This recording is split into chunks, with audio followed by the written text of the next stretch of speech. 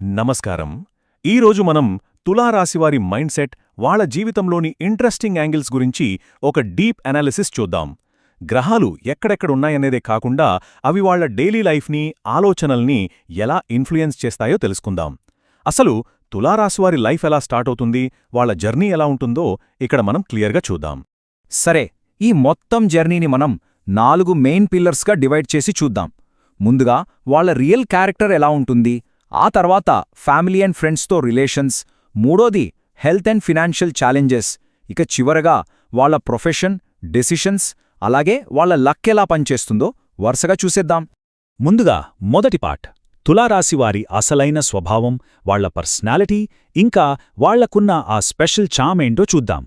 ఇక్కడ ఒక interesting fact ఏంటంటే, తులారాశి పిల్లలు పుట్టుకతోనే ఎంత క్యూట్గా, ఎంత పర్ఫెక్ట్గా ఉంటారంటే, పేరెంట్స్ ముచ్చటపడి అబ్బాయిని అమ్మాయిలాగానో లేదా అమ్మాయిని కృష్ణుడిలాగానో రెడీ చేస్తే చూసేవాళ్ళకి వాళ్ళసలు ఆడపిల్లలో మగపిల్లలో గుర్తుపట్టడం చాలా కష్టమైపోతుంది.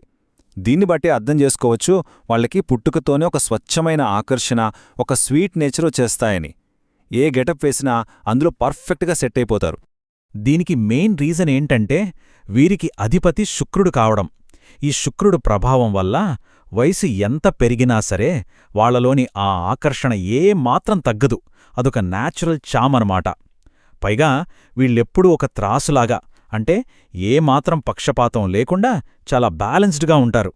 మనసులో ఒకటి పెట్టుకుని బయటకి ఇంకోటి మాట్లాడటం వీళ్ళకి తెలీదు. చాలా స్ట్రైట్ ఫార్వర్డ్గా, నిష్కపటంగా ఉంటారు. ఇక నెక్స్ట్ లెవెల్కి వెళ్తే వాళ్ళ ఫ్యామిలీ, ఫ్రెండ్స్, అలాగే పార్ట్నర్స్, అంటే వాళ్లకు అసలైన సపోర్ట్ సిస్టమ్ ఎలా ఉంటుందో చూద్దాం. ఇక్కడొక సూపర్బ్ కాంబినేషన్ ఉందండి. అదే తులారాశి, మేషరాశి మధ్య ఉండే బంధం. వీళ్ళిద్దరు గనక లైఫ్ పార్ట్నర్స్ అయితే ఆ మ్యాచ్ చాలా పర్ఫెక్ట్గా ఉంటుంది. ఎందుకంటే తులారాశివారు అందం, బ్యాలెన్స్, హ్యాపీనెస్ తీసుకొస్తే మేషరాశివారు ధైర్యం, ప్యాషన్, కాన్ఫిడెన్స్ తీసుకొస్తారు. ఒకరిలో ఉన్న మైనస్ని ఇంకొకరు ప్లస్ చేస్తూ ఒకరికొకరు కరెక్ట్గా సెట్ అవుతారు. ఈ సపోర్ట్ సిస్టమ్ని ఆస్ట్రాలజీ పరంగా చూస్తే వాళ్ళ సర్కిల్లో ధనుస్సు రాశివారు ఒక గైడ్లాగానో, అన్నదమ్ముల్లాగానో ఉండి చెయ్యపట్టుకుని ఏది రైట్, ఏది రాంగ్ అని దారి చూపుతారు. ఇక మకర, కుంభరాశులకు అధిపతి అయిన శని, తండ్రి, పూర్వీకుల రూపంలో వీరికి ఒక స్ట్రాంగ్ ఫౌండేషన్ లాంటి మద్దతు ఇస్తాడు. ఇక్కడ మనము ఒక ముఖ్యమైన విషయం గుర్తుపెట్టుకోవాలి. పెద్దలు బతికున్నప్పుడు వాళ్లకి సేవ చేయడమే నిజమైన గౌరవం, అంతేగాని పోయాక వాళ్ల ఫోటోలకి దండలు వేయడం కాదు కదా. శని ఎప్పుడూ ఇవన్నీ అబ్జర్వ్ చేస్తూనే ఉంటాడు. అందుకే తులారాశివాళ్లు తమ ఇంట్లోని పెద్దల్ని గౌరవించి వాళ్లని ఆప్యాయంగా చూసుకుంటూ ఉమ్మడి కుటుంబాలతో కలిసి ఉంటేనే ఆ పూర్వీకుల అదృష్టం, బ్లెస్సింగ్స్ వీళ్లకి ఫుల్గా అందుతాయి. సరే, ఇప్పుడు కొంచెం సీరియస్ విషయానికి వద్దాం. తులారాశివారు ఫేస్ చేసే హెల్త్ అండ్ ఫైనాన్షియల్ ప్రాబ్లమ్స్, వాళ్లకున్న మెయిన్ వీక్నెసెస్ ఏంటో చూద్దాం. వీళ్ళ 6వ ఇంటి ప్రభావం వల్ల డైజెస్టివ్ ఇష్యూస్ వచ్చే ఛాన్స్ చాలా ఎక్కువ. జనరల్గా వీళ్ళు భోజన ప్రియులు. మంచి ప్లెజెంట్ అట్మాస్ఫియర్ ఉన్న చోట బయట తినడానికి బాగా ఇష్టపడతారు. కానీ దానివల్లే గాల్ బ్లాడర్, ప్యాంక్రియాస్, లివర్, పేగులకు సంబంధించిన సమస్యలు రావొచ్చు. అందుకే ఖచ్చితంగా టైంకి తినడం, మరీ స్పైసీ ఫుడ్కి దూరంగా ఉండడం, బాడీకి ఎంత అవసరమో అంతే తినడం వీళ్ళకి చాలా చాలా ఇంపార్టెంట్.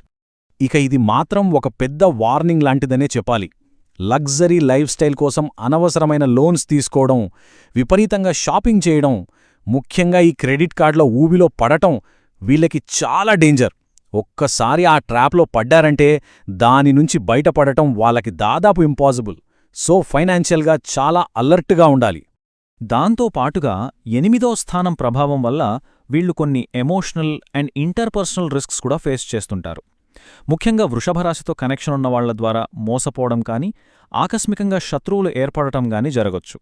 ఇంకోపక్క చంద్రుని ఎఫెక్ట్ వల్ల కొన్నిసార్లు తీవ్రమైన mental stress, emotional ups and downs వస్తుంటాయి. సో ఈ ఎమోషన్స్ని చాలా జాగ్రత్తగా బ్యాలెన్స్ చేసుకోవాలి. ఇక ఫైనల్ సెక్షన్కి వస్తే వాళ్ల ఎక్స్టర్నల్ లైఫ్, కెరియర్ హ్యాబిట్స్, వాళ్లు తీసుకునే డెసిషన్స్, అలాగే వాళ్ల అదృష్టం ఎలా ఉండబోతోందో తెలుసుకుందాం.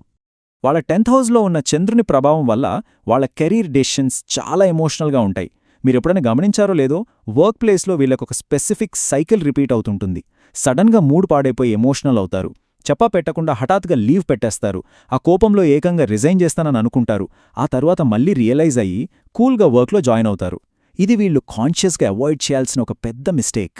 ఇక డెసిషన్స్ విషయానికొస్తే మిథున రాశికి చెందిన ఫ్రెండ్స్ లేదా తండ్రి లాంటి వాళ్ళు వీళ్ళకి చాలా ఓపికగా లైఫ్ గురించి విడమరచి చెప్తూ మంచి గైడెన్స్ ఇస్తారు. కానీ కన్యారాశితో ముడిపడి ఉన్న పెద్ద డెసిషన్స్ తీసుకునేటప్పుడు మాత్రం వీళ్ళు చాలా కేర్ఫుల్గా ఉండాలి. లేదంటే ఆ కన్ఫ్యూజన్లో అనవసరపు ఖర్చులు పెరిగిపోయి చేతులు కాలాక ఆకులు పట్టుకున్నట్లు ఆర్థికంగా బాగా నష్టపోవాల్సొస్తుంది. లాస్ట్గా ఒక బ్యూటిఫుల్ పాయింట్ అండి. తులారాశి వారికి సూర్యుని అంతర్గత బలం కాస్త తక్కువగా ఉన్నా కూడా వాళ్లకి కావలసిన ధైర్యం, కాన్ఫిడెన్స్, అలాగే లైఫ్లో ముందుకు వెళ్లే డ్రైవింగ్ ఫోర్స్ అంతా బయటి వ్యక్తుల నుంచే వస్తుంది. ముఖ్యంగా వాళ్ల పార్ట్నర్స్, ఫ్రెండ్స్, అలాగే ఫాదరిచ్చే సపోర్ట్ వాళ్లకొక అద్భుతమైన బూస్ట్ ఇస్తుంది.